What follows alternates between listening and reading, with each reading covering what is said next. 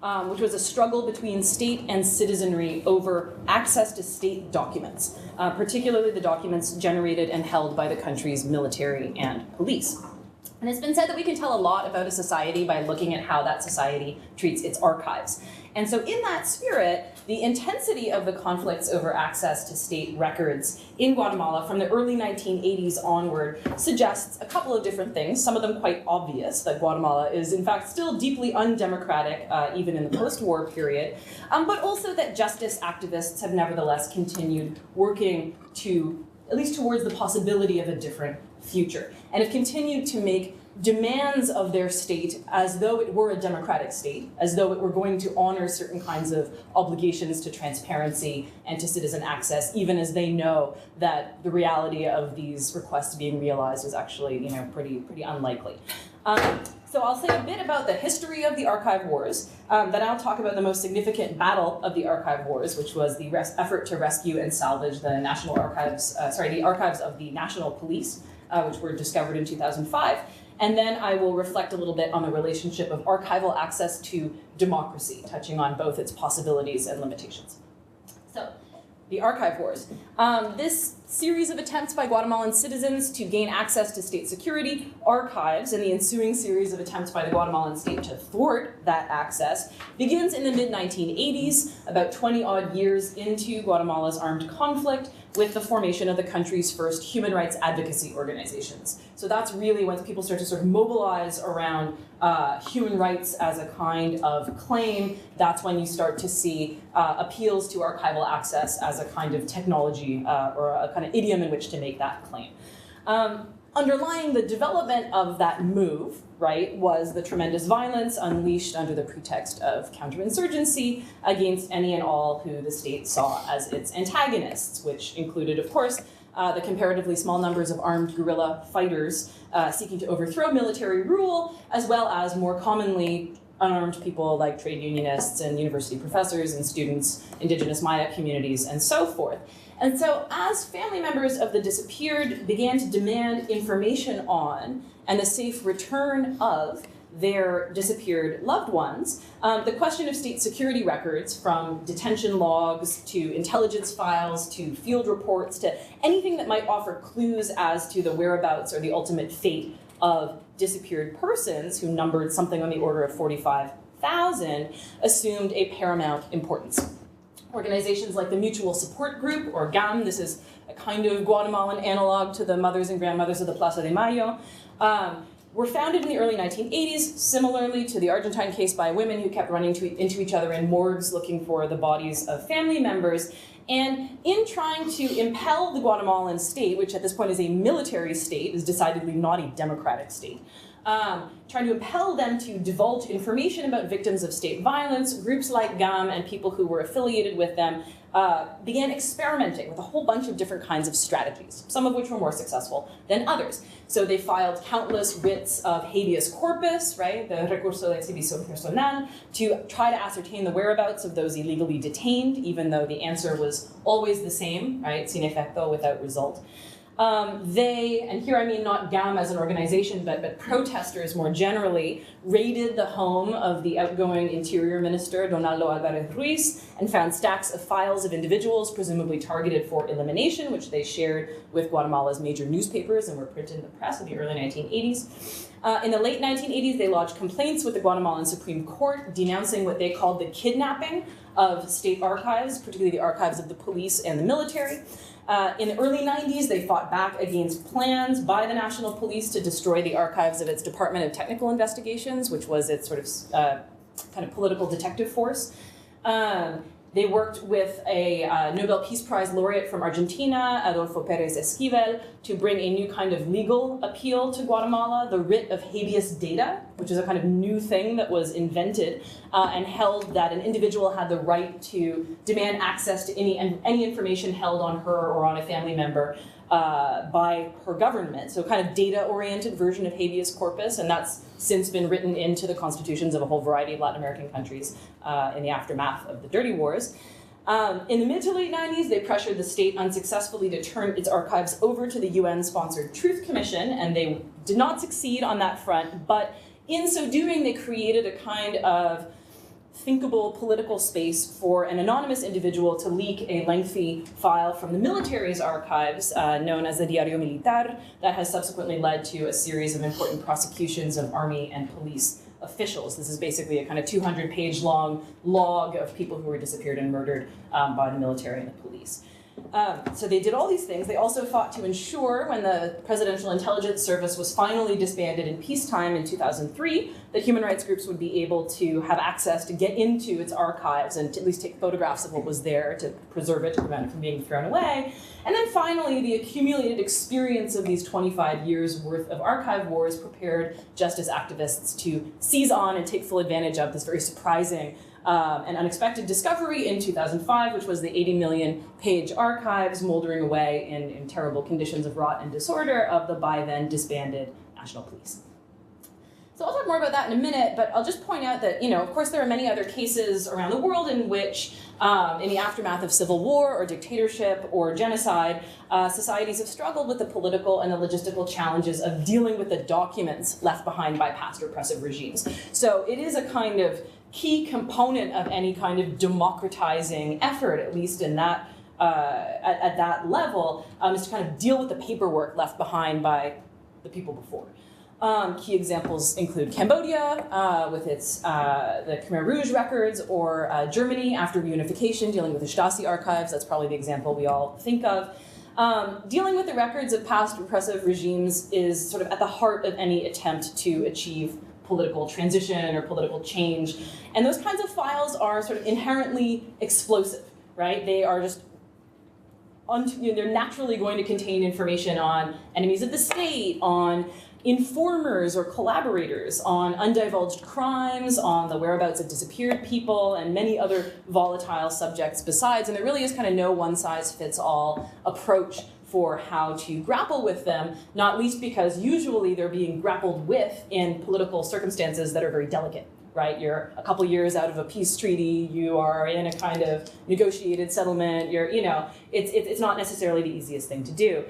And it's usually either rare or long in coming for new nominally democratic states to decide to voluntarily open up the files left behind by past repressive regimes. So that's what happened with the Stasi archives in Germany. It was sort of expressly cast as a kind of democratizing act to make these records accessible to the people whose lives were chronicled in them.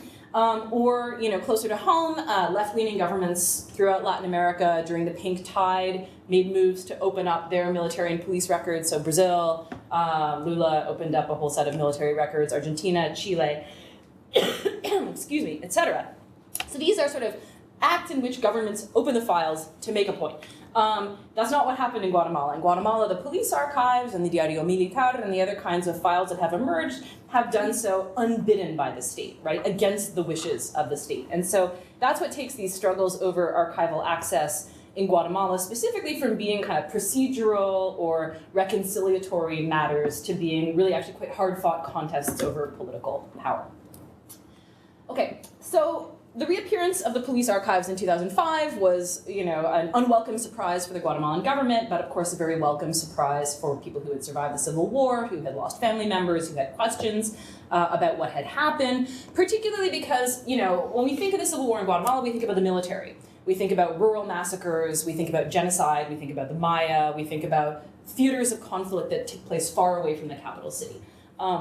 So the army killed the largest number of people, but it was the police who carried out much of the surgical violence in the capital city. So targeted assassinations of student activists, labor leaders, that kind of thing. That was the sort of remit of the police. And so finding their files was a big deal. And I can tell the story of how that happened in the Q&A if you want. It's kind of a crazy one.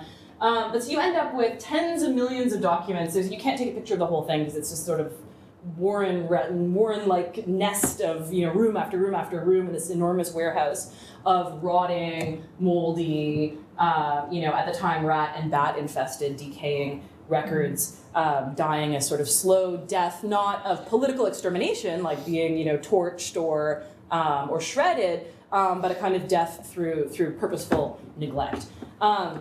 This is the largest discovery of secret state documents in the history of Latin America, as far as I'm aware. And there just really was no precedent for how to deal with them, especially given the controversial nature of their content and the all too real backlash against the idea of trying to bring these archives back to life. At this point in Guatemala, there had been no trials of military or police officials for wartime crimes. There had been a kind of memory détente where things were just sort of frozen. And indeed, there were a number of attempts after the archives were rediscovered in 2005 to burn them down at night with Molotov cocktail attacks or to politically intimidate the people who were involved in doing that work. That said, despite that backlash, there was this whole community of justice activists in Guatemala who, because they had been involved in the archive wars going back to the 80s, were sort of ready to deploy when this new enormous police archive was kind of serendipitously discovered. And so they were ready to take on the risks that this work entailed. So ever since 2005, a team has been working, funded by donors from the international community, mostly European governments, development agencies, I can talk about the politics of that later, to restore these files, right, to clean them. Just, you saw how sort of horrible they are. So actually just to do the kind of physical, technical work of cleaning and organizing them, but then also, I think more importantly, to repatriate them, right? To take them from being this secret, hidden, sort of absconded with piece of Guatemalan history and give it back to Guatemalan people by organizing them, by interpreting them, by making them freely available online, and by using them in the service of courtroom justice and historical reckoning. So the what's now called the Archivo Histórico de la Policía Nacional has uploaded 20 million of the 80 million documents that have been digitized.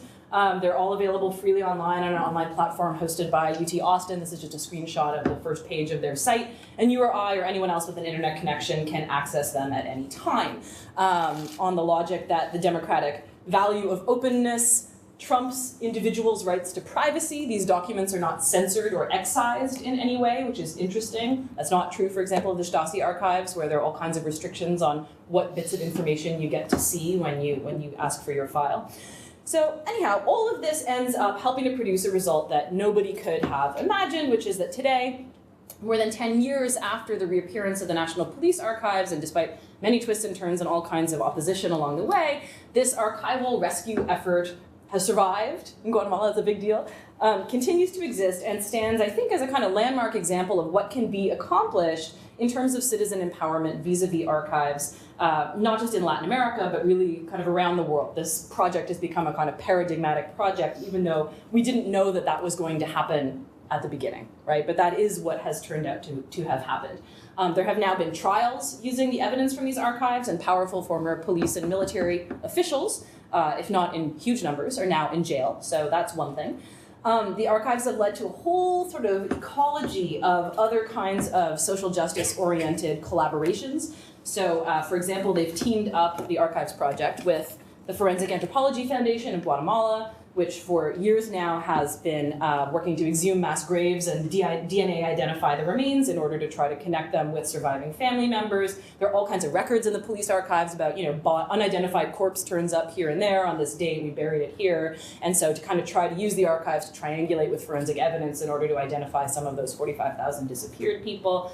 The Archives Project has also gone out of its way to share its state-of-the-art scanners and computers and infrastructure to help digitize other collections of records at risk in a country with very few trained archivists and basically nothing in terms of resources for archival preservation. So to try to hang on to other kinds of founts of future history making.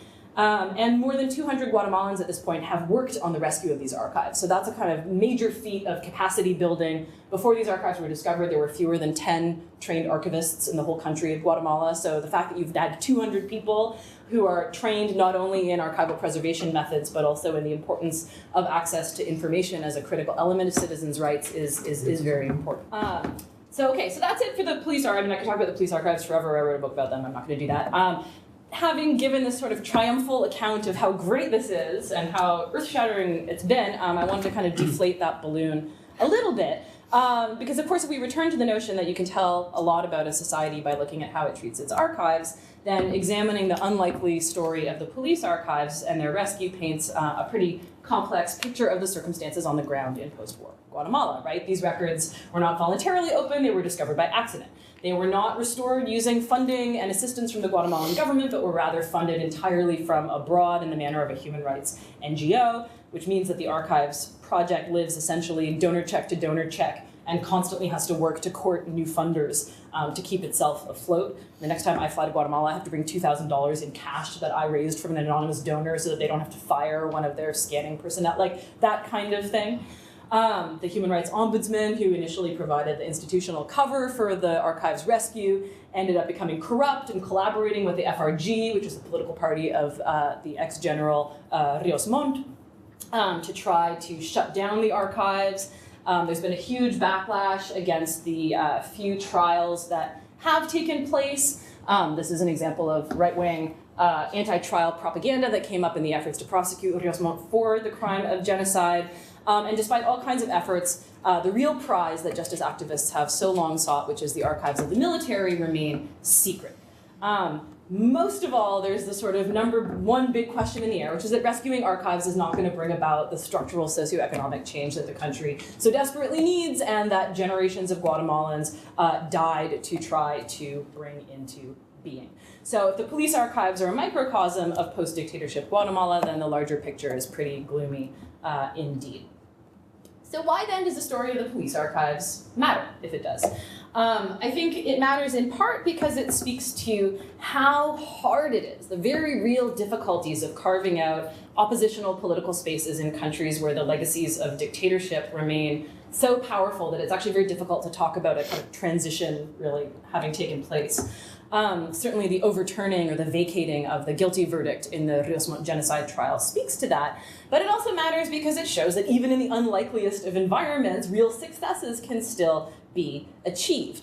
And you could say, if you wanted to be cynical about it, that the fact that several hundred Guatemalans have had to spend the last decade of their lives engaged in this dangerous and almost Herculean effort to do a job that is actually the legal responsibility of the democratic state, which is to take care of state documents, could reasonably be classified as a Pyrrhic victory, right? A kind of little buoy of hope floating in this vast ocean of defeat.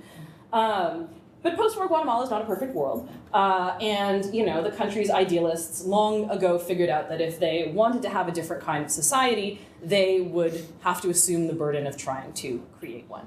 So access to the archives of dictatorship is no panacea. The sort of liberal fetishizing of transparency is troublesome, to say the least, as is this kind of increasing tendency in the international transitional justice human rights legal world towards what we might call the judicializing of the past, right? The instrumentalizing of history for courtroom purposes. And opening the files, like I said, will not in and of itself upend a national power structure. But maybe the kinds of social movements who've spent 40 years pushing to open the files, the people who in Guatemala are sometimes called los de siempre, can. And so I'll leave you with this final image, which is a mural that was painted kind of around, the archives are found in this sort of horrible police base, and that's where they remain. And so you can see the sort of barbed wire fence at the top and these kind of, brick walls. And they invited the archives rescue people, a whole bunch of different groups to come in and paint activist murals. And so this is one that was designed by actually one of the young people working in the archives. And you can see it's Lady Justice, and she's got her scales of justice in one hand. And in her other hand, instead of the sword, she's got a sheaf of documents from the police archives, and she's wading through, the sort of chaos of scattered documents, but from them is growing this little germ, right? And so I kind of often will end talking about the archives with this picture because I think it speaks to that, that tension between how hard it is to do this kind of work and yet the great value of doing it. So that's all. Thank you so much. Well, thank you also for organizing this, and I also really love being in conversation with people working on the broader Caribbean. So I'm going to talk briefly about certain events that have been crucial for the reconceptualization and redefinition of democracy and of el pueblo. The people during the tumultuous decade of 1989 to 1999 in Venezuela. And as probably most of you know, that the term el pueblo in Spanish carries sort of a greater and more complex range of meanings than it generally does in English. And so it can be used in different contexts to refer either to the entire people of a nation, as it often is, or it can be used to mean the working people or non-elite people. It really varies a lot with how it's being used. So I think that that's a really useful thing to keep in mind. It really lends itself to a whole range of different uses and kind of embedded meanings. So during the period that I mentioned, there were highly conflictual struggles that took place, and specifically over the legitimacy of the democratic system and the political parties that controlled it. And also over the very definition of what sovereignty meant and who had the authority to direct it. These struggles were marked by events that became turning points, and that helped establish foundational terms for the period that followed. That is the Bolivarian Revolution led by Hugo Chavez. And some of you may know that he was elected at the end of '98, took office at the beginning of '99, and he died in 2013. So this decade that I'm referring to began with the 1989 popular uprising that was violently repressed and that became known shortly after as the Caracazo, and named for the intensity of the uprising in Caracas, but actually it did happen in several other cities in the country. And this period ended with the creation of a new institutional and ideological order with the Bolivarian Constitution of 1999. And that was the first undertaking of the newly elected Hugo Chavez as president, who had been brought to office by a cross-class majority of the voters, something that is oftentimes forgotten nowadays. Perhaps some of you have on your minds, like I do right now, that there are massive protests going on in Venezuela, and there have been for a number of weeks, and at other earlier periods as well. And those protests are part of the heightening economic and political crisis in the country. And this crisis involves a vast range of things, including shortages of basic goods and medicines, runaway inflation, which is, I believe, the highest in the world right now, the world's second highest murder rate, and also the state's commission of violations of the legal system and of the Constitution. Many people in this country and in Venezuela see the present crisis as a predicted and unavoidable outcome of the Chavez regime's anti-democratic and authoritarian beginnings in the 1990s. And thus, they see this as the chronicle of a death foretold. I'm not telling the story this way. I'm referring to the fact that there is a great deal of interpretation of it in that fashion, a great deal in the media right now as well. So I'm suggesting that if we look at the decade of the 90s from the perspective of the social sectors that clashed during this period over the meanings of democracy and how to either reform it or to create it anew, I think that we can gain insight into how today's conflicts and struggles are understood, what is at stake for social actors, and the terms of discussion that have changed for all actors over the course of the conflict. I argue that the terms democracy and el pueblo can only be understood in their historical context, especially since they drastically changed meaning over the period that I'm talking about, and they carried opposing meanings for different social actors. So their shifts in meaning coalesced around certain key events and moments which continue to carry great weight for contending sectors. These events are central for their narratives of history, for their interpretations of the present, and their understandings of who they are. Although there are important continuities between the pre-Chavez system and Chavismo, including notably the continuing and in fact now heightened reliance on oil rents to run the government, in many ways there is no going back to the restoration of the specific form of democracy that was dismantled in that period, the decade I'm referring to. I want to note that my analysis of these events joins with the work of a growing set of scholars who have sought in recent years to study social and political change in Venezuela from a broad social perspective, in an effort to understand the actual existing processes by which politics are organized, narrated, and understood. As a number of authors have discussed in recent years, the scholarship on Venezuela, both from within and outside the country, long focused on normative measures of liberal democracy, on central state institutions, and on political parties. Thus, there has been until recently, a striking lack of ground-level research on how politics work in everyday life.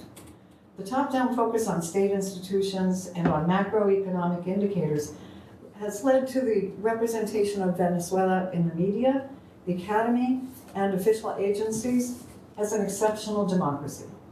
Stable, alternating power between its two main parties, in contrast to the widespread dictatorships that surrounded it, which, of course, Guatemala is quite an example. One whose carefully run and non-ideological electoral system rested on the presence of oil income that seemingly made Venezuela exempt from the instability, poverty, and state fragility of many Latin American countries. Thus, most analysts of Venezuela, especially political scientists, were taken by surprise by the spontaneous popular uprising in Caracas and other cities that began on February 27th, 1989 and lasted for several days. Massive looting was soon met by the suspension of constitutional guarantees and the shutting down of the media, and as well as by indiscriminate and as well as targeted shooting of not only looters but all kinds of other people by the police and the army. An undetermined number of people, at least 400, but there are many estimates that it was thousands, and there's been nobody ever held accountable, and there's no real clear establishment of where mass graves have been, except for women, placed. So in Venezuelan terminology, that set of events marked what has been a long-term term used to imagine a feared uprising by the poor, or the non-white poor particularly. And the phrase is bajaron los cerros, meaning they came down from the hillsides. And this is where primarily the poor live in self-built housing or in housing projects. What had happened to the seemingly stable democracy with its regular elections, discourse of racial democracy and national harmony, large-scale modernization programs, and hemispheric role in promoting democracy. As analysts have only recently discussed, the democratic regime that was in place from 58 to 99, that's following a military dictatorship in the 50s, and which rested on the Constitution of 1961, was a pacted system between two centralized and increasingly hierarchized parties, a pact that excluded leftist and smaller parties from the presidency. These two dominant parties, Acción Democrática and COPE, allowed only restricted popular representation, basically which rested on the electorate voting for the president and a party slate of candidates. The party itself, its leaders on the cúpula, Cogollo, chose regional and local political leaders, union leaders, even public university leaders, and a whole other range of offices that were politicized. The party's form of organizing grassroots participation, if you can call it that, was carried out through clientelistic networks based primarily on patronage and distribution. Given that the state controlled the income from the export of oil and its sale in the international market and promoted economic development as well as social programs to benefit the poor through imports and alliances with foreign investors, the party system and the state were integrated with the business, financial, and productive sectors, both local and international. And the state penetrated as well with many aspects of cultural and social institutions and local initiatives. The petrostate, economic and political actors, and social classes had, over time, helped constitute and shape each other, making conventional scholarly distinctions between the state, the private sector, the political arena, civil society, and social classes of problematic or at least limited use for understanding real existing practices, links, and projects for the future. And that's a process of that constitution of actors that Fernando Coronel analyzed in his book, The Magical State. So this interpenetration had many consequences. One of them is the dominant discourse of democracy claimed that the state represented the people's sovereignty. And a series of tensions on which the Constitution of '61 rested include the fact that the pacted party system was socially and racially exclusionary, even as it used a discourse of inclusion. The oil rents that the state distributed were defined as belonging to a pueblo, yet decisions as to its usage and control were made by economic and political elites. The population's education and living standards rose significantly under democracy until the 1980s, but people's expectations for recognition and participation outside of clientelistic dependency networks went unmet. The dramatic outpouring of people from poor, working class, and also lower middle class sections of Caracas in '89 has often been presented as an unorganized expression of discontent basically by the inarticulate masses, and their discontent with rapidly declining economic conditions. It is the case, it's true, that by all measures, poverty had increased dramatically following the oil boom of the 1970s. Just to give an example, from 36% of the population in 1984, the percentage of the population living under the poverty line increased from 36% in '84 to 68% in '91. And employment in the formal sector had dropped rapidly, severing many from the security and labor protections of formal jobs. Yet the uprising began in the form of scattered protests over unannounced price increases, widespread food hoarding by businesses, and other expressions of elite control and private sector pressures. Protesters often carried the national flag and sang the national anthem, whose first line begins, "Gloria al bravo pueblo que el yugo lanzó." Glory to the angry people who overthrew their yoke, which refers to the anti-colonial war of independence. Looters in many places at the beginning organized lines at supermarkets to see that all received something, or they even loaded trucks with goods to distribute up the hills into the barrios. This dynamic soon changed, however, as attacks on property became violent and the military gunned people down, driving them back to barrio areas. I do want to stress there is far from a single narrative of the Caracazo, including by residents of barrios who have oftentimes very mixed feelings about the expansion of looting and destruction, and were themselves dismayed not only by the repression and fear spread from the military, but also by their neighbors. However, the Caracazo, I think, needs to be understood as far more than a reaction to increasing poverty, as if protest were somehow a natural response to necessity.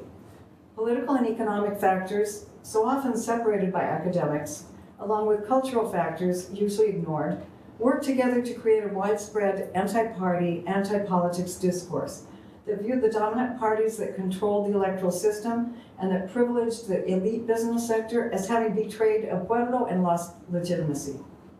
Financial crises and growing foreign debt, the state's insistence on repaying the debt, devaluation in 1983, and many state scandals over enrichment through speculation, through exchange rates in particular, are but some of the ways that economic and political problems prior to the Caracazo were understood and interpreted as being devaluations of the worth of ordinary citizens, as a lessening of their standing and of their possibilities in terms of the future and also within a global framework.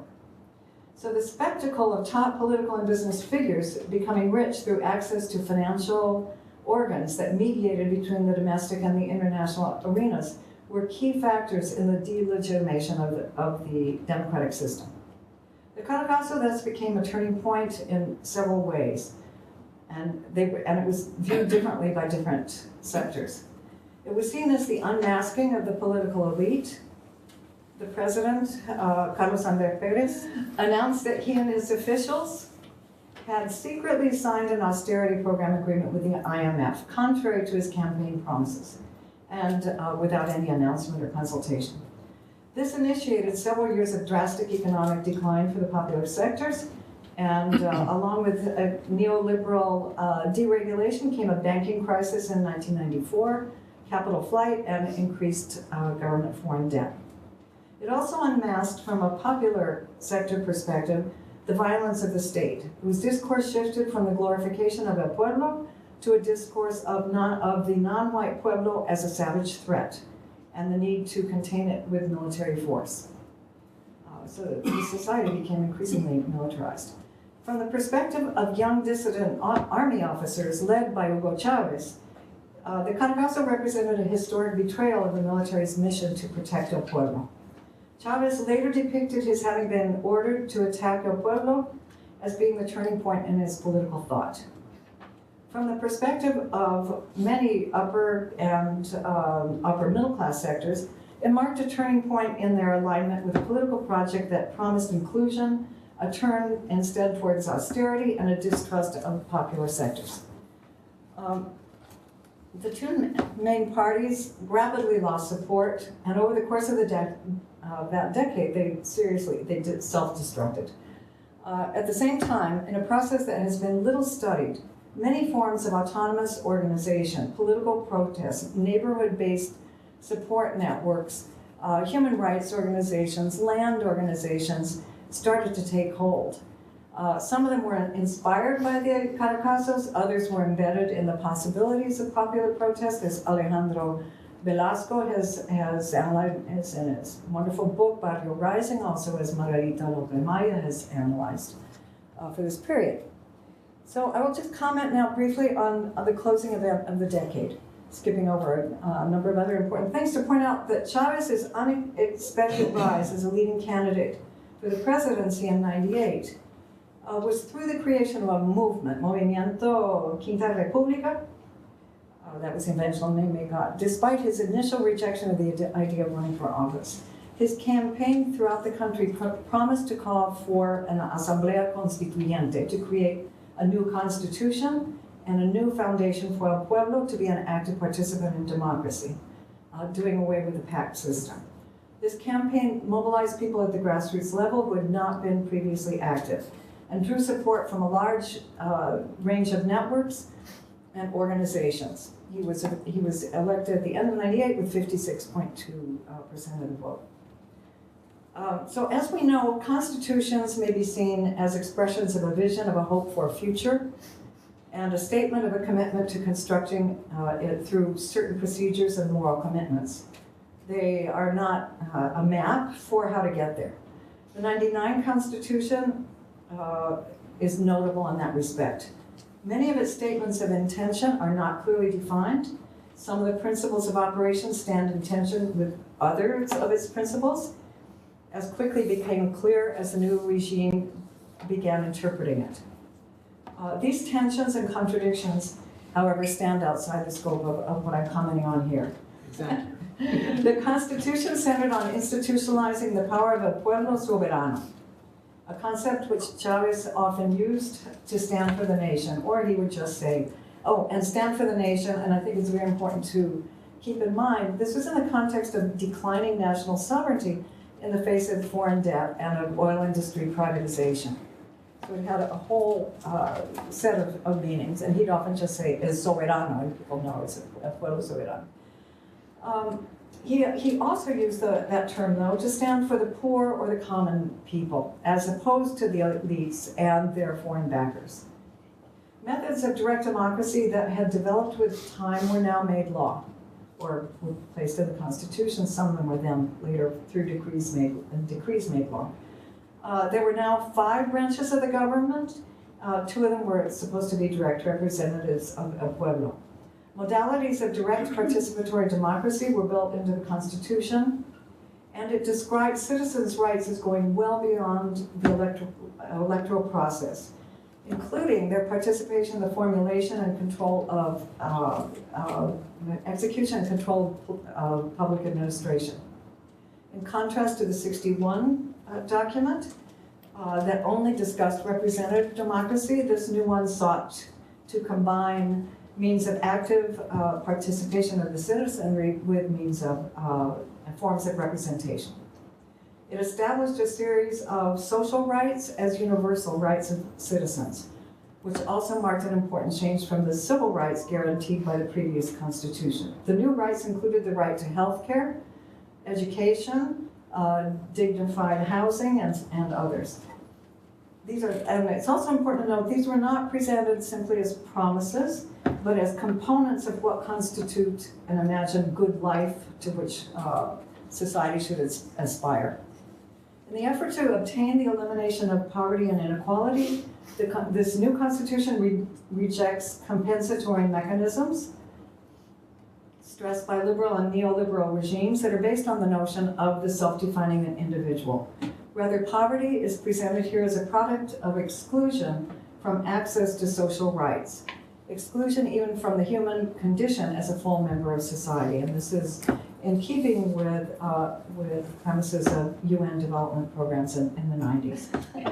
Depicts the state as the creator of conditions that make possible the empowerment of citizens, as well as the formation of full citizens through their participation in communities and organized groups, thus transforming themselves into political subjects with democratic values of solidarity and cooperation. So just very briefly summing up, I'm going through this because I see it as, among other things, important as a way of understanding many arenas of grassroots organization, top-down organization, many forms of specific concrete programs, which are then developed after that, and oftentimes with very contradictory results.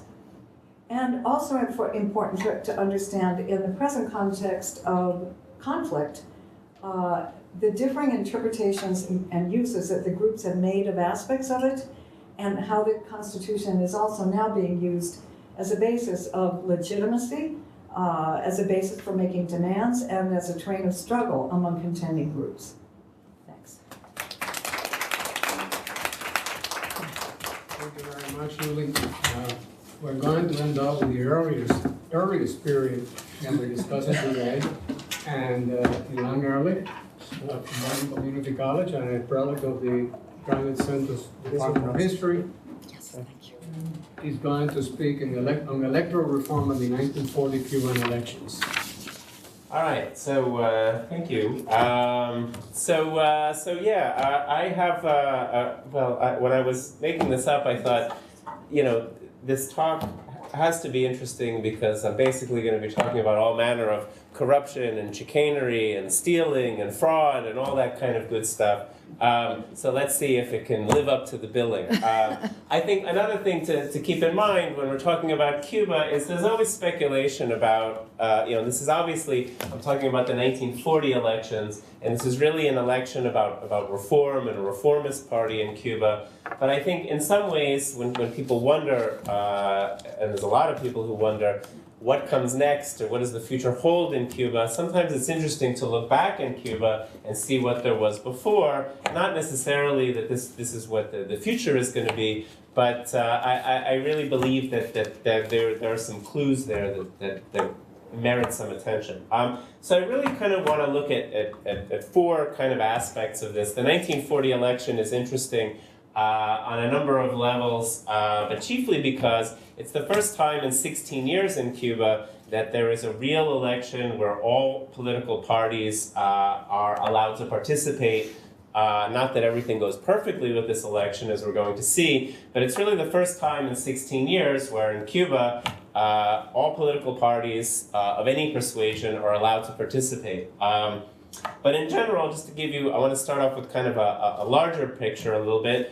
I really kind of want to look at four things that really characterize this election. And the first is I want to look at the traditional electoral strategies in Cuba. So one of the most time-worn strategies in Cuba, and this is by far not an only Cuban strategy, and it's a strategy that various publications date back to 1914, is vote buying. Vote buying was very common in Cuba. Cuban elections were This was something, for example, one of the most famous kind of anecdotes about vote buying is politicians would contract somebody called sargento politico, or political sergeant, who would go around, and what they would do is they'd actually tear a 100 peso bill in half and give it to people who wanted to sell their vote. And if they won the election, they would get the other. So this was kind of a way of, I have this mental image of all these 100 peso bills taped together. This was especially common in the Cuban countryside, where there was the largest degree of poverty.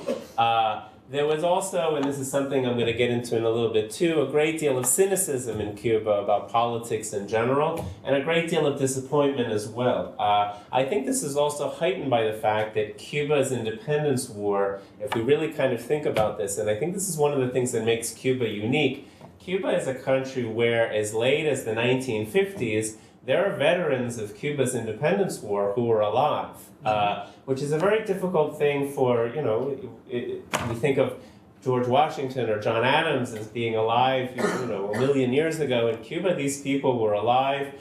They participated in politics. They had a very, political parties sought to get their support. They sought to have them in marches. So this was something that was very common. And there was this feeling among them and among many people that so many Cubans had died, so many Cubans had suffered during this independence war, and that what comes out of this, the Cuban Republic, is just so disappointing in so many ways. But anyway, so I wanted to start with this kind of time-worn idea of vote buying. Vote buying is something that happens in Cuban elections. It starts out in rural areas. By the time of the 1920s, it's kind of a very common political practice. Gerardo Machado, I'll show a few pictures kind of at the end, but I don't want to kind of put you guys to sleep with too much light. I want you kind of up.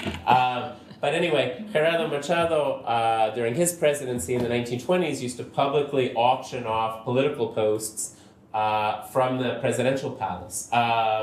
So this was a very common thing too in terms of an electoral strategy. Another one was, if we think about campaign finance, where did Cubans get the money for their political campaigns? Who paid for their posters and their pens and their pins and all their, their political propaganda and that kind of thing? Well, in the case of, so I'm starting with Gerardo Machado in the 1924 election, because this kind of gives us a sense of, this was the last more or less democratic election before 1940. Well, Gerardo Machado basically got political contributions from U.S. companies. He was backed by Henry Catlin of GE in the United States, who donated the enormous sum in 1924 of $500,000 to Gerardo Machado's presidential campaign. So this is how Machado paid for his campaign. If we move up to 1940, the 1940 campaign of Fulgencio Batista, Batista did a number of things, but one of the things that he did is kind of take a page out of Machado's book, but he took it a little bit further, which is to say, Batista would go to American companies in Cuba and ask for a donation. Generally, if it was a smaller company, he would ask for about, in 1940, the peso was equivalent with the dollar. He would ask for about $5,000 from smaller companies. Sometimes this could be as large as $60,000 from bigger companies. Many U.S. companies preferred, especially sugar companies, to give the donation rather than have trouble. And at one point, Batista said, if business interferes with my plans, businessmen will be found scattered throughout the reparto, so the neighborhoods, with ants crawling out of their mouths. So it was, he tried to sort of ask nicely for donations for his campaign. If that, the nice way didn't work, he would use threats or these kind of indirect threats. So that's how his campaign was financed. Batista also did things like he had this train of victory, which went through Cuba in 1940. This was a train that stopped at various destinations in Cuba. It gave out food. It gave out consumer items. What Batista also had is he had a doctor on hand who would offer free medical care to people who went to greet the train. Even with all these goodies being offered in Cuba in 1940, a lot of times Batista didn't get a big crowd, and that didn't really look very good. I always think this is interesting because a lot of, the communist regime of Fidel Castro is characterized often by these people being forced to go to marches and forced to go to celebrations and forced to go to attend parades. Well, Batista kind of solved this problem by paying the train fare of supporters to meet him at the station, because it would have been very embarrassing, and Cuba actually had a very active press at the time, to be, for this train of victory to arrive and for only a few people to be there. So sometimes he would pay for up to 9,000 people to meet him at the train station. So there's this long history in Cuba. I really feel that Cuban history is more marked by a continuity rather than a break in 1959. So there's that also. Opposition supporters and members of the press, Batista closed down opposition radio stations as the election approached. Batista also threatened newspapers that gave bad coverage of him or of his coalition. Batista actually had a lot of credibility because during the 1930s, when he was the military chief, one of his favorite ways of cowing journalists was forcing them to drink large quantities of castor oil, which was not a very pleasant experience. So he had so this was also kind of done. And maybe the one of the most important strategies that Batista used was also to offer jobs in the state sector as coffee inspectors, as public school teachers, but to offer these state jobs to supporters, or as a way to kind of lure members of the opposition over to his side. So these are kind of, I'm just trying to give you a little bit of a sense of what were the traditional electoral strategies in Cuba, and kind of what was, what kind of things were used. I also want to kind of look at, before we get into the reform strategies, some other strategies. And one of the kind of favorite strategies of Cuban candidates was always to change the rules before elections. This was also a way of kind of ensuring victory. And one of the things, for example, that Machado did again is in 1927. Machado was elected on a platform of saying that re-election was horrible, and was kind of, he actually said at one point that re-election is the root of all evil in Cuban politics. So instead of running for re-election in 1927, Machado basically had his term extended for 2 years undemocratically, to sort of say, well, this isn't an election, it's just an extension, like a 2-year extension of powers. If we have any graduate students in the audience, you'll understand the need for extensions from time to time. But he tried to sort of get around it this way. What he also did in 1928 was ban the only real opposition party from running for election. So changing the rules at the last minute is kind of another time-worn political strategy. In 1940, what Batista did is Batista negotiated, now it wasn't done unilaterally, but he negotiated with the opposition to stop split ballots, which is to say Batista was not very personally popular, but Cubans were very attached to their political parties. And for example, there was the Democratic Party, which many members didn't like Batista, but they either had to vote for Batista as president, or if they didn't vote for him as president, they couldn't vote for all the Democratic candidates for senator and for representative and all this. So this, in large part, or this was one of the main reasons why Batista, who was personally not that popular, was able to win in 1940. It was not the only reason, but one of the reasons. So I want to kind of say, if we look at this kind of ambiance of kind of unfair and cheating political practices, well, what's kind of against this, or what's kind of, how did reform parties try to deal with this? And when we think of reform parties, we really have to, the spearhead of this is the Auténtico Party, and the Auténtico Party was trying to present itself as not only a reform party, but as something really new in Cuban politics, as kind of a regeneration of Cuban politics. Now, this word was used and abused many times in Cuban history, but they felt that certain changes were necessary. They also felt that in Cuban politics, it was really time for those veterans of the independence war to get the republic that it deserved, or that they deserved, or that they'd fought and suffered for.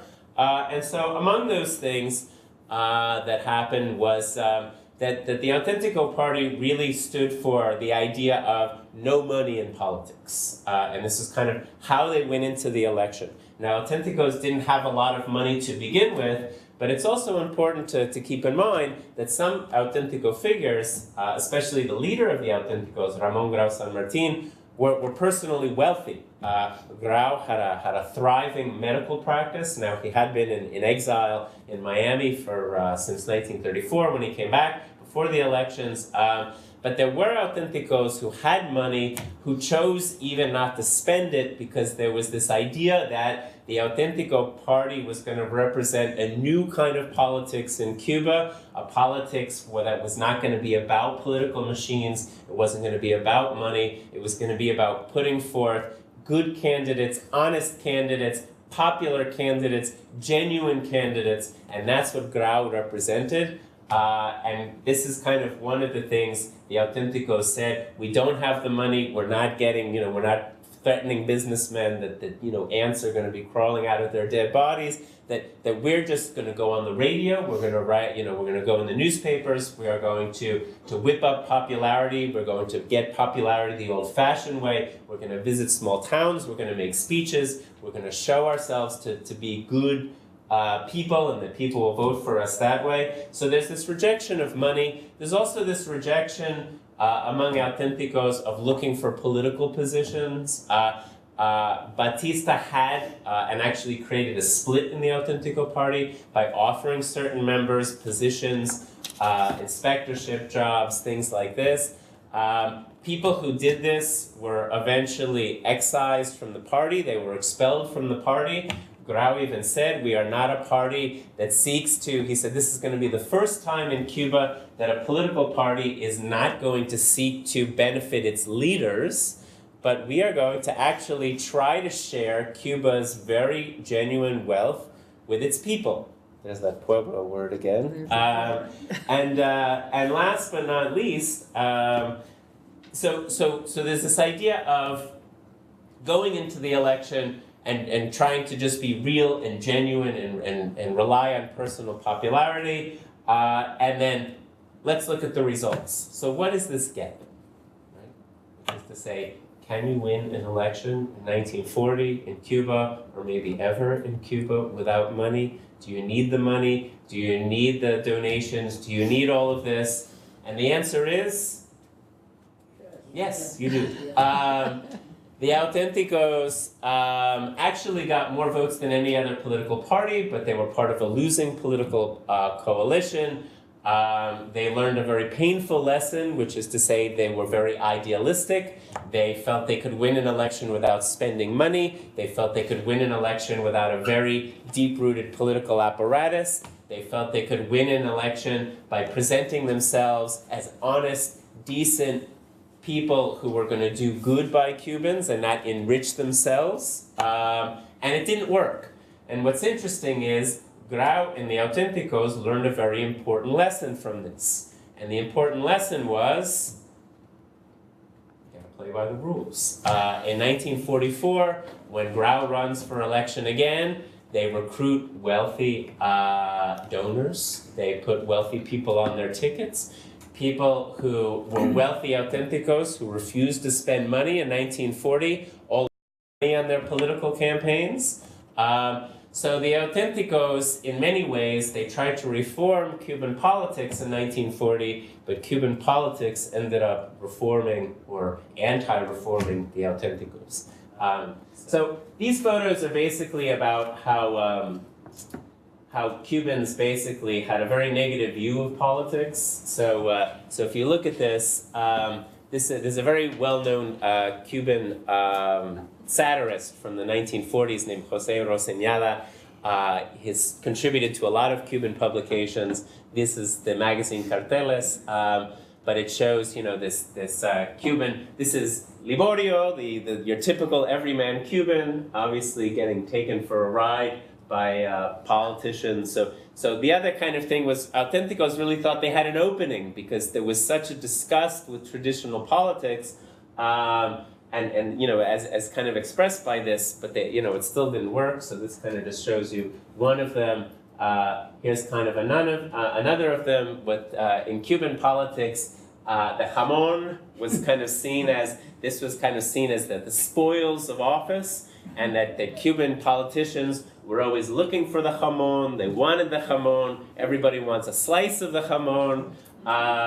And again, Auténticos tried to say, we're not going for the jamón. We're looking for the best interests of the people. We're not going to do this to you. Can I ask you a question on the previous one? It looked like there was three wise men and one was black. And he looked. I just want to see that image because I thought he looked like he looks like a minstrel figure. Yeah.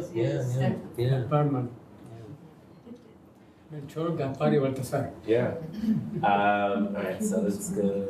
All right. So the next one here we have more. Again we see the kind of unscrupulous politician, kind of about to give a whipping to the poor, Cuban Republic, as kind of shown, here. So really, Auténticos really felt that there was no way they could lose this election, and in fact, there was disbelief among Auténticos when they did lose, because they felt like, how could this happen when everybody knows that the old style politicians are this kind of unscrupulous group of people. So just kind of trying to get through a couple more of these. Here's again, the politicians trying to get at Cuba's riches and kind of, pocket it and use it unscrupulously. And this is my personal favorite. Liborio says the equivalent of, I'm paying for this whole big banquet that politicians are benefiting from, and all I get is, a little piece of bread on the side, even though, I'm, paying for all of this. This tries to give you a sense of the disgust with politics, and really this idea of how Cubans thought, or the Auténticos really thought that they could take advantage of this, and that actually their strategy wasn't some kind of harebrained scheme. They really thought Cubans were ready for a reform. And I'll just show you real quick. So this is Machado. I like this picture because it also shows you usually, Machado didn't like to show because he had a past as a butcher and accidentally cut off one of his fingers, so he actually didn't like his mutilated hand to kind of be in a lot of photos, but it ended up kind of going very well with his persona. So that's Machado. This is Grau, who was getting a lot of great kind of press at the time. He's almost seen as this angelic figure in the press, as the guy who's going to come in and save Cuban politics. And what's interesting is here you have this little theme, which was used a lot by reformists. Everybody always uses Jose Martí, La Patria es ara, no pedestal. The nation, or the patria, is an altar. It's not a stepping stone for politicians. So those are my visuals. I hope that but in any case, thank you guys again for your attention. Okay, thank you. Thank you, Ilán, for a very interesting talk, and thank you to the three of you. Now we're going to proceed to a question and answer period. If you are brief, it gives more time to other people who want to also ask questions. So you can address the question to one or more of the speakers. Yes, sir. Yes. If you can. We're going to have an election in Venezuela. Is any outside pressure, would that be enough to have Maduro agree to an election? The U.S. has put sanctions on the vice president of Venezuela and the judges, And Rafael Correa of Ecuador, who was an ally of Chavez, has come out and said that there should be an election. The OAS has put pressure on. Is it enough, or are they wasting their time? I think the comments by David Smilde, or Smiled, I don't know, because in Spanish it'd be Smilde. Anyway, he writes for the Washington, WOLA, Washington Organization. Do you remember what? Washington Office. Thank you. And he's argued pretty forcefully, at least a couple of times, that it would be counterproductive to put more sanctions because it would just produce, more basically defensiveness. And the OAS is really reviled by the Venezuelan government, so that appealing to the OAS really doesn't help. And now Maduro has been taking steps to try to strengthen alliances with other governments outside the U.S. so they, can stand a little bit independent. So I think the argument of Smiled or Smilde makes sense about it not being really productive to do more sanctions, but they just did take more sanctions. In Guatemala, it's kind of one of these, like, the left hand giveth and the right hand taketh away sort of situations. So, on the one hand, there was this amazing, totally unprecedented genocide trial against Hitler. It was the first time any country anywhere in the world had prosecuted a former head of state in its own domestic court system for the crime of genocide rather than doing it through an international tribunal. So that's really great. Then the verdict was vacated. There were, as you're probably aware, mass street protests, the largest political mobilizations of Guatemalans since, for decades, around the issue of political corruption. There was a huge scandal called La Linea that ended up producing the ouster of the sitting president, the sitting vice president, most of the cabinet. That was 2 years ago. 2 years ago. Or last year. It kind of went over the summer of 2015 through into quite recently. The spring of 2016. So that was really inspiring. Guatemalans were doing weekly protests out in the streets.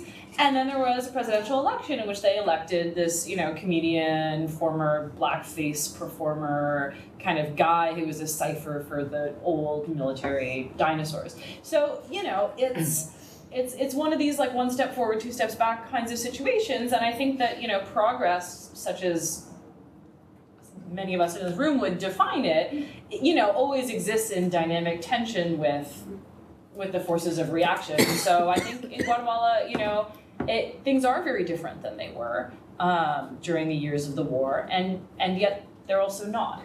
And I think we have to kind of figure out an analytical space to hold both of those truths together at the same time, that they're not actually contradictions, they actually produce each other. For me, Cuba, the period I study in Cuba is a little bit of a black hole, which is to say, if you go to Cuba now, the Cuban government mostly compares itself to the Batista dictatorship from 52 to 59, and they say, well, we overthrew this horrible dictatorship that did all these nasty things. When the constitutional democratic period before that is mentioned, which is not often, it's generally seen as, well, it was very corrupt, or they might say, well, look at how the elections were then. And, the Cuban government today says, well, there are elections now in Cuba, and they are honest elections, and there are, Raul Castro got 99.6% of the vote. So that's a good, the Cuban people are unified finally. So it's a difficult thing to look at. I think that Cuba was making halting progress throughout this period of time. But it's, again, it's the kind of thing where some of these things, I guess, in the short answer, the answer is no. But I'm trying to sort of look for, I really kind of think that if we think about democratic process, I mean, there's nothing of that. But whenever I'm in Cuba, what's interesting is a lot of my friends, in Cuba they call it radio bemba. People have kind of information or from the government, or there's going to be a reform, or there's going to be something going on. The government is very sensitive to how things that it does are perceived, kind of on the street. Although, you could argue that's not really democracy. But maybe that's a starting point. But it's a complicated and difficult question. But thank you. It's very contradictory. It's very contradictory. I do think, and there's a Venezuelan here who probably could add a great deal to the discussion, but it does seem to me that some of the changes in the political project and political discourse really did represent something very positive, and a great deal of not just organization, but definition of people who had been really marginalized, them feeling defined as being active participants. And I do think that was very important, not to mention the fact that at least for a while, the social indicators really improved. And however, the dependency on oil actually intensified. The domestic productive sector is far worse. And I think I won't even get into the Maduro. I think it is a mistake in much of the press to mark a before and after Chavez. There are a lot of structural processes that began well under Chavez, including extravagant expenditure, debt, and indebtedness. People who watched that knew this is going to come due as untenable, although nobody could really predict what would happen with the oil prices. So, I think it's important to try to depersonalize a bit the Chavez-Maduro thing and look a little bit at the processes. Eleanor and then Mauricio. Yeah. Okay. Ilán, I would like to ask how you see the revolutionary period of 33-34 and the Constitution of 1940 and all of the sort of agitation in between those two periods as affecting the election or not. Yeah. Well, there's a famous saying in Cuba that the word revolution, this is well before 59, that the word revolution is overused and worn out, and that every party and every group and everybody uses the term revolution. But it was important. A lot of revolutionaries of 33 felt that, and many of whom had a hand in crafting the 1940 Constitution, including Ramon Grau San Martin, they felt that it was the culmination of 1933, that what the revolutionaries wanted in 1933 was a new constitution. They did not want elections. When Grau was provisional president in 1933, what he hoped to sort of have was, Grau hoped to have a constituent assembly as early as 1934. What ended up happening was when Grau was overthrown and replaced by Mendieta, Mendieta wanted to have elections instead. But it's very closely, this was really the dream, and many revolutionaries were proud of this constitution. Eduardo Chivas used to read portions of it over his radio show to try and say this is a big step forward for the Cuban people. This is what revolutionaries fought and died for, were these kinds of freedoms. Because the 1940 Constitution, I think I first read this in one of Samuel's books, was one of the most progressive anywhere in the Western Hemisphere at the time. So they really, in many ways, some of the revolutionaries felt the problem isn't, once you have the 1940 Constitution, the issue is to make sure that people know about it, to kind of implement the laws to make it effective.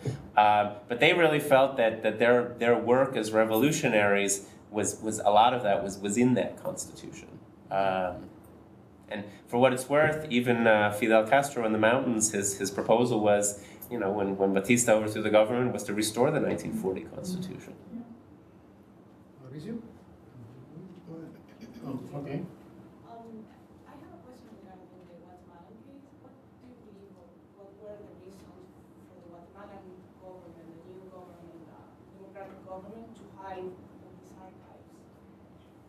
Well, so the way that it played out was that during the peace negotiations in the mid-1990s, the Truth Commission was created by the UN as a function of the negotiations, and supposedly the commissioners were to have access to any police or military files that they wanted in order to do their investigation into human rights violations. So they went to the sitting government at the time, which was headed by Alvaro Arzu, who's the current mayor of Guatemala City, who had been a member of the Movement for National Liberation, which was the kind of far-right paramilitary group that from the early days of the overthrow of Arbenz through the Civil War, it referred to itself as the Party of Organized Violence. I mean, they were as close to fascists as anything that Guatemala had.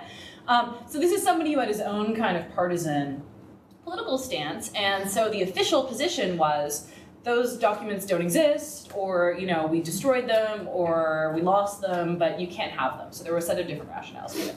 So kind of at this very high level, there's a political denial, right? And yet the reality on the ground is that these files were kind of hiding in plain sight, and no one destroyed them, and they were just kind of moldering away. And then they were discovered. The sort of story of how they were found is long, and I won't bore you with it, but basically there had been an explosion on a military base in Guatemala City.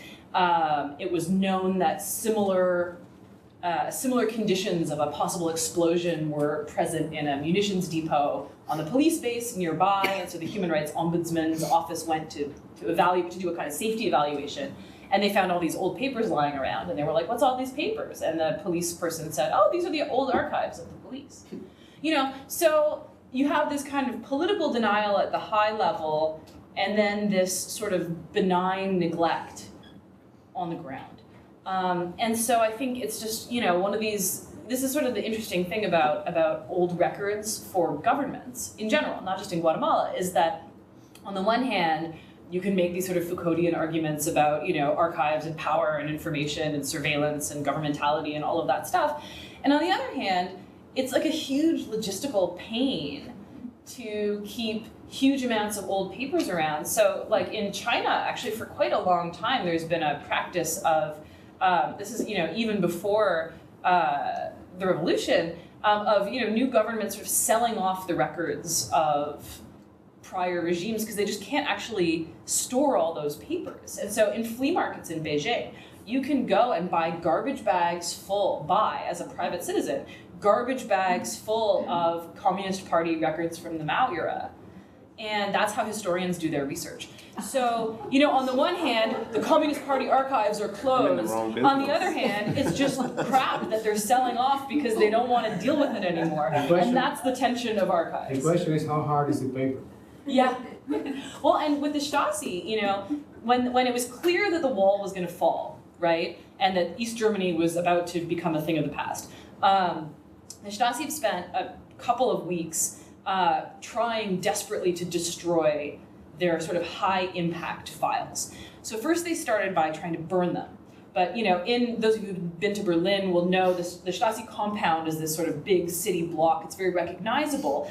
And they realized as soon as they started burning stuff that, A, it's really hard to control big fires indoors, but B, anyone would see the smoke coming out of the windows and realize they're burning the archives and storm the headquarters, which is what ended up happening when, the regime actually fell. So they couldn't burn the stuff. So they thought, okay, we'll shred it. We'll shred the papers. So they had those big, office shredders. So they're feeding, huge quantities of papers into these shredders, but the shredders broke, right? Anyone who's ever used a shredder, shredders don't work that well. And so they broke their shredders. So these Stasi guys were sitting around and like, how are we going to get rid of this stuff? So they assigned a team of agents for, I think it was like 2 months leading up to what ended up being the end of the Stasi, hand shredding the highest impact documents. But even then, they couldn't get rid of the scraps. So they saved them in these big, I've seen these huge, they kind of look like lawn waste bags, when you're raking your leaves in the fall, these big paper bags.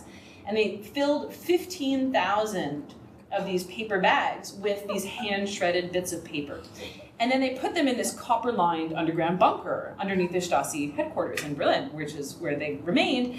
And part of the work of kind of making the Stasi's archives available to the German people after reunification has been, there's been this little team of mostly women down in this town near Zirndorf, which has for 20 years, or almost 20 years now, been opening these bags and trying to reconstruct by hand these little pieces of these papers. And they've actually developed finally this kind of super high-tech machine called the e-puzzler, which is this kind of crazy super scanner that can essentially scan all the pieces and evaluate the color of the paper, the size of the piece, the font, and can digitally reconstruct them. So that's making the work much faster. But like, so all of which is to say that, you know, that while on the one hand, repressive states go to great lengths to control and destroy and, you know, think about these papers as political, and yet the sort of physicality, the kind of material and logistical realities of the papers mean that what's true at a political level is often not,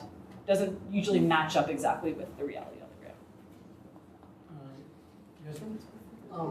I was wondering when you took the photos of the Guatemalan archives, and if it still really looks like that, if there's still like germs and all that kind of things, or if it's gotten any better. Oh yeah, well, so most of the photos that I showed are not photos that were taken by me. I had little photo credits on them. Most of them were taken by professional photographers. I'm not actually that good a photographer. But yeah, I mean, basically, kind of a big part of the work of rescuing the files has also been rescuing the building in which they were found, which was this kind of half-finished, they said it was going to one day be a police hospital, but we know that it was actually a detention facility. But it's basically an unfinished building with, you know, it had these sort of, it had like holes in the walls for windows, but no panes. And it was going to be a multi-story building, but they only ever built the first story. So there was no roof. There was a ceiling, but no roof. So water would come in during rainy season. So that's how you got the kind of humidity and the wet and the birds and the bats and the mice and the worms and all of the rest of it. It was quite gross at the beginning.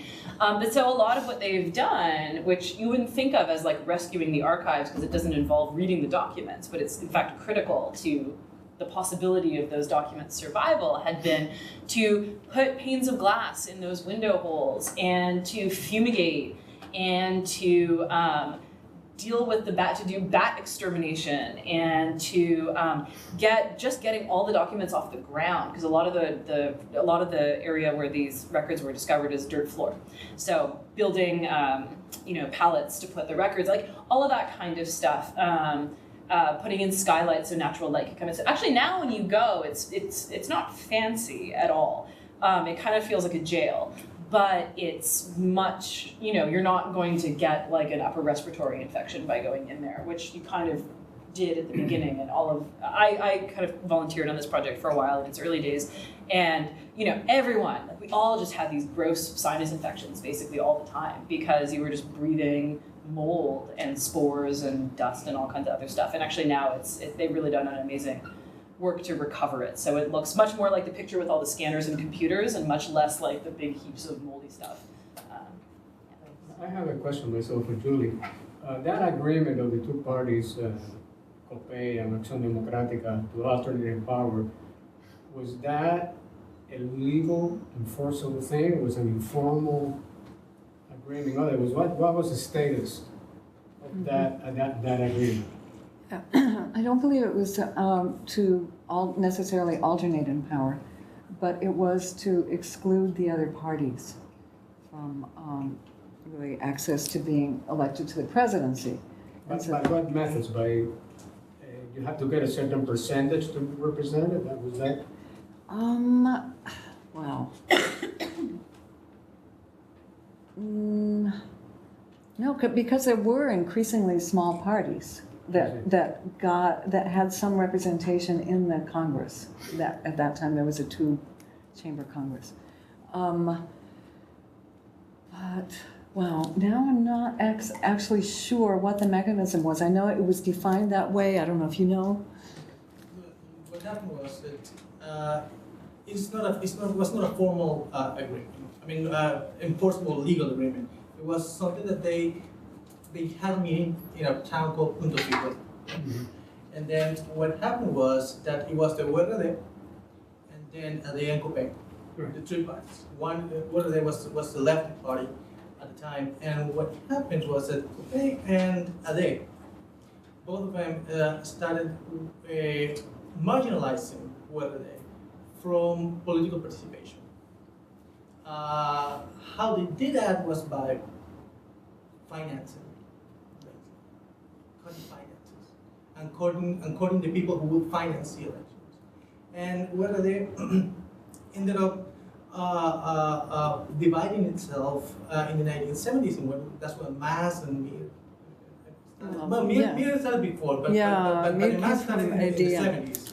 And Mas came from the Communist Party. Yeah, and went to but the PSV also was marginalized in that. Yeah. Whether was the one who was officially in the Pacto de Fijo. The PSV never, Right, never no, was never. in the But I They think were that was marginalized. formal. Wasn't that formalized in the pact that they could not be part of the governing bloc?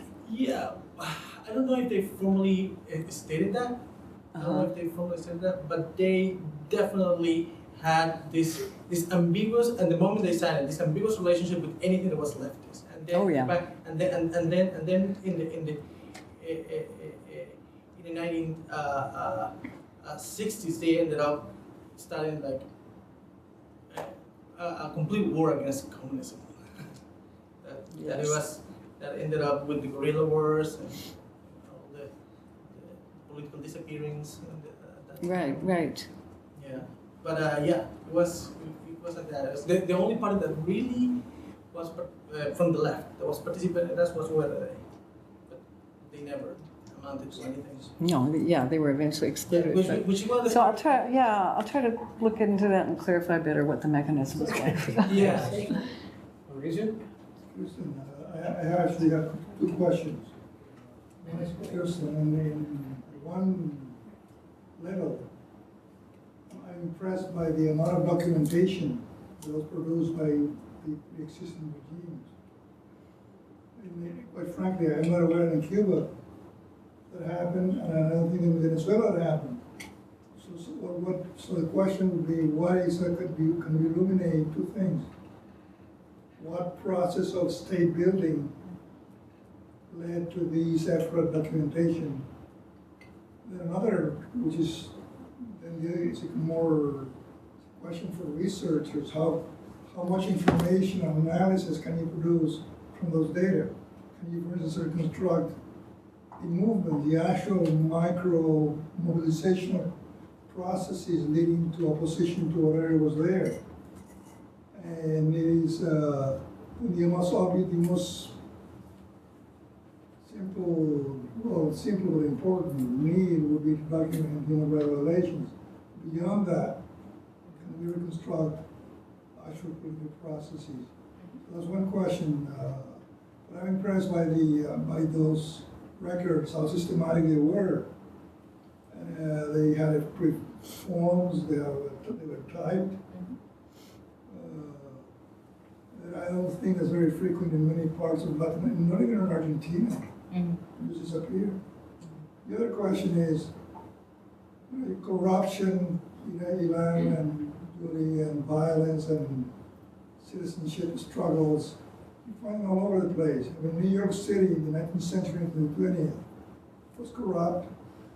Patronage was the way to enfranchise people until fairly recently, right? Louisiana was not actually even maybe worse than some of these cases, and parts of the U.S. Also. So the question is, at some point, democracy starts as a process with all its imperfections, populism, clientelism, etc.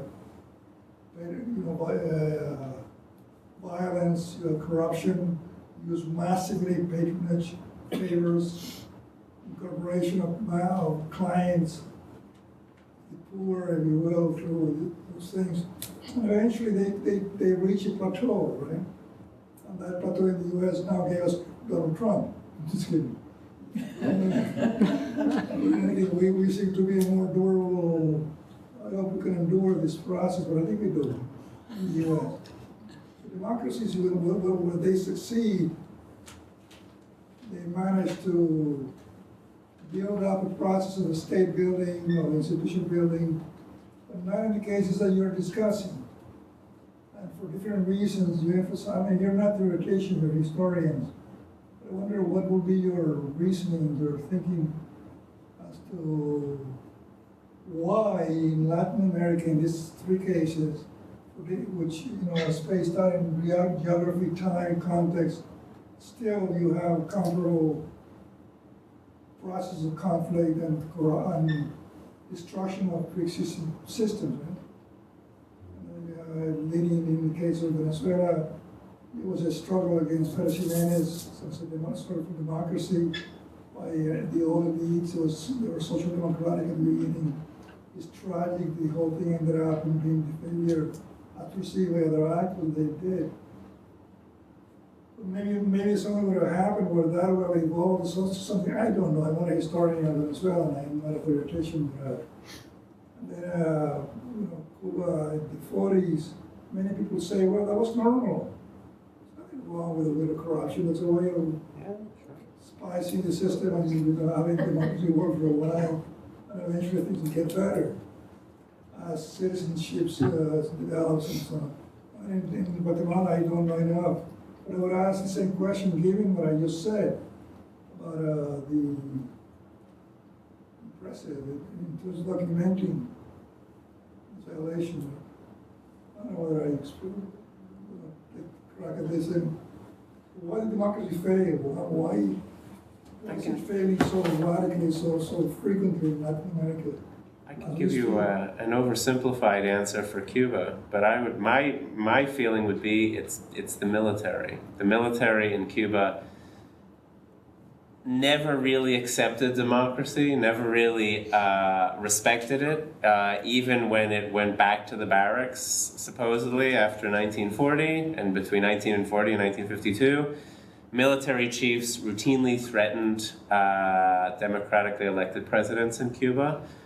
Low-level military figures would actually say, this whole thing is basically a dream and we can wake you up from it, whenever we want. At one point in the early 1950s, when Carlos Prio was putting together a budget, and the military demanded a substantial slice, about a quarter of Cuba's budget went to the military, which was nuts, considering it was an island with no natural enemies. A fairly low-level military figure told the Military of Finance, like, who does this president think he is? Doesn't he realize we could sweep him away, like, at any moment we decide to do this?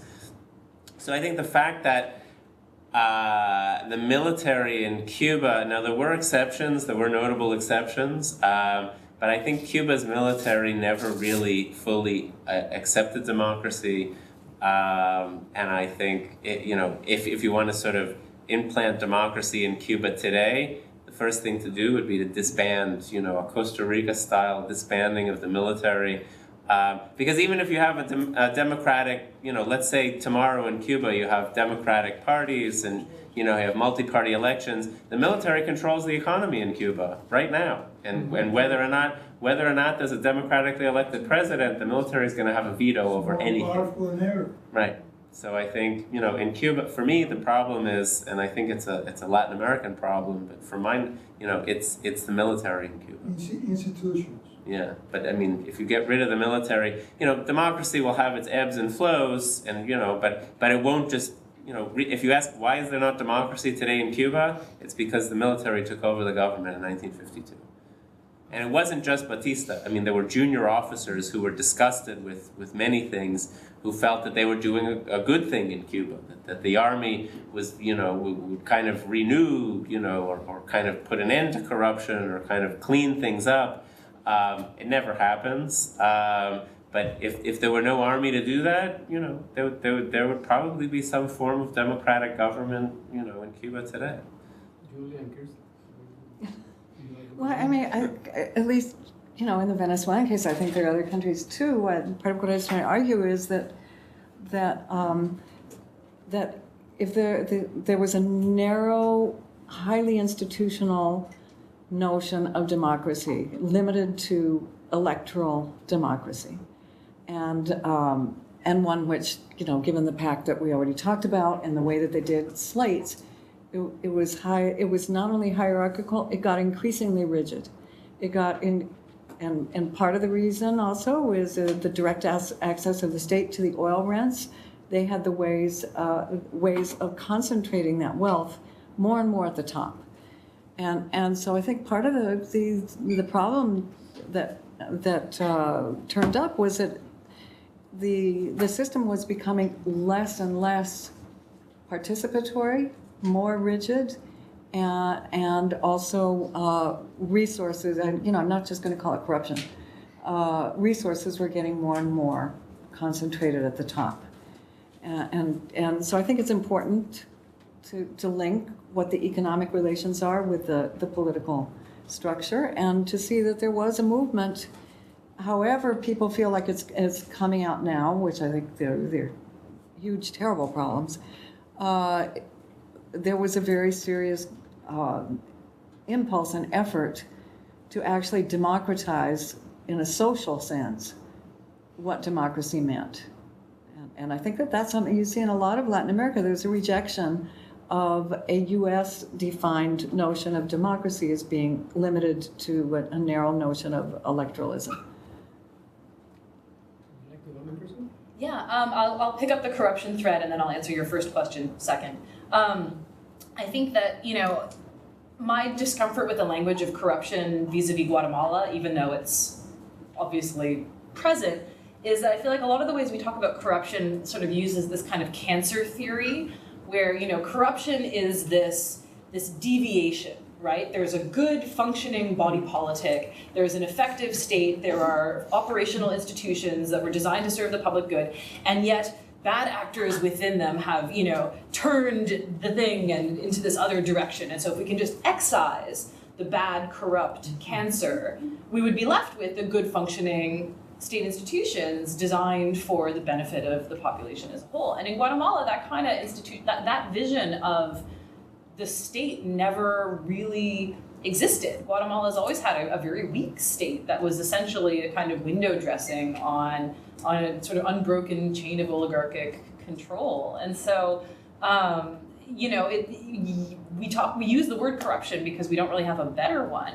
But in Guatemala, as has been shown with the prosecution of this whole La Linea scandal and everything else, you keep digging and you don't get to the good, whole, functioning body politic. You keep cutting out tumors, and there are just more tumors, and eventually there's no patient left, right? So I do think that's part of it. I think some of it is also the role of the military, and some of it is the role of the United States. It's not like Guatemala has not, Guatemalans have not selected democratic leaders for themselves and then had, other kinds of interventions forestall those sorts of political experiments. On the sort of question of what the amount and the type of documentation kept tells us about processes of state formation in Guatemala, which is a very good question. I would say, first, again, the United States is an important actor. So these are police records, which are they are state records, but looking at just the police records doesn't tell us about all the different state dependencies of how they kept records, right? It's just one thing. And the police had existed since the 1880s. They'd always kept records, but the kinds of records they kept and the ways in which they kept them changed very dramatically after the coup against Arbenz in 1954, when the United States, under the auspices of the what used to be called the International Cooperation Administration, which became USAID, came in and undertook a concerted program of archival rationalization of the Guatemalan security forces. So they changed the kinds of file cards that they used. They had a full-time USAID trainer in the Guatemalan National Police headquarters through the second half of the 50s and to about mid-60s, doing daily courses on records management, on filing systems. The U.S. Introduced a new fingerprint keeping system. There's a whole variety of technologies. Yeah, the 3x5 cards, the kinds of information that was captured, all of that reflects the professionalizing training of the United States in the service of anti-communist surveillance, right? So we kind of can't think about, which tells you something about Guatemalan state building, right? So that's one piece. Another piece is, in terms of what it tells us, is it's pretty interesting. So the police were disbanded in Guatemala in 1996 as part of the peace accords, as I believe they were also, was the case in El Salvador, and then immediately reconstituted as a national civil police with most of the same people and not a whole lot of change. And you can actually see, if you look at record books from 1996 and 1997, which is the year in which supposedly the old police was disbanded, records that were kept all the way through 96, the same way every single day, you know, notations by hand of whatever it happens to be. Then you flip the calendar into 1997, and it's the same handwriting, and it's the same person keeping the same files in the same way. So the archives betray, in again their sort of quotidian materiality, something that's different from the official political story of, well, we've disbanded the police because we want to have, you know, new and responsible, you know, security institutions in peacetime. The third thing I would say is that there's something about this that is sort of essential to the nature of police documents in particular, because policing is kind of at its core a fundamentally archival process. So if you think of, so say you run a red light, right, and a police person pulls you over. The first thing that they're going to do is they're going to run your plates through their computer to see what your criminal record is. Is this somebody who's gotten lots of tickets for running a red light? Is this someone who hasn't registered their car? Is this someone for whom we have an outstanding warrant for a murder, right? They're going to do a criminal background check. That's a fundamentally archival process. And so you can't do policing in the here and now unless you've kept the records of all of the decades prior so that you can make individual people legible within your system, right? So you keep the records of their supposed criminality. And so, you know, you mentioned the case of Argentina and there sort of not being the kind of profusion of archives that we see here. Well, one of the best preserved set of records is the records of the police records of Buenos Aires province, which have been turned into a memory archive and which have been restored, and the archivists of which went to Guatemala in 2005 when these police records were discovered to advise them about what the heck to do with all of it. So I think there is something that is kind of unique about police records that's a little bit, it's not a totally separate story from state archival production, but it's kind of got its own little intellectual territory there. So that's what I would say about that. Let me say a couple of things about What are they used for? Can you reconstruct social movements? Oh, yeah. I mean, social movements, I think, not so much. You certainly could write all kinds of interesting social histories of policing, of crime and criminality, particularly in the capital city. If you wanted to do a history, for example, of sex work and prostitution, there are wonderful records for that. If you wanted to, you know, there's all kinds of, you could do studies of sort of changing attitudes toward race and racialized categories, looking at the sort of intake forms and how they change over time, ways in which indigenous Guatemalans were referred to in those forms, or the ways in which, you know, pieces of racial information were collected. You know, all kinds of things. Would I go to the police records as my primary source if I wanted to write a history of, say, the EGP? No. But I could certainly find interesting little details about the EGP. But you know, whenever you use an archive of any type, you have to think about who's producing the records, right? And so, you know, what you get in records that are produced by the police are primarily the perspectives of the police. And if you go and read what remains of the archives of the EGP, well, then you'll get the perspectives of the EGP, and you'll get mentions of the other one in each of those collections, but they wouldn't be the primary place to look for that information. Well, that's why I asked, the police is usually very interested in constructing networks and who hangs out with whom for what issues.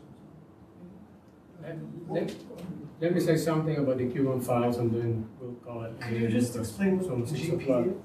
The EGP is one of the guerrilla groups. It's interesting, when there were the trials in Cuba of the military who were Batistianos and who killed people and so on, it was overwhelmingly based on testimony of the victims. There were practically no records of it. But in 1959, there was another phenomenon in Cuba which was based on records, and it was records of the ministries. And showing off people who had botellas, which is no show jobs, that had been appointed to positions in the Cuban government, the revolutionary government, and factional opponents would say, so-and-so was a botellero in such and such a minutes to the Batista, and that's when the person was up.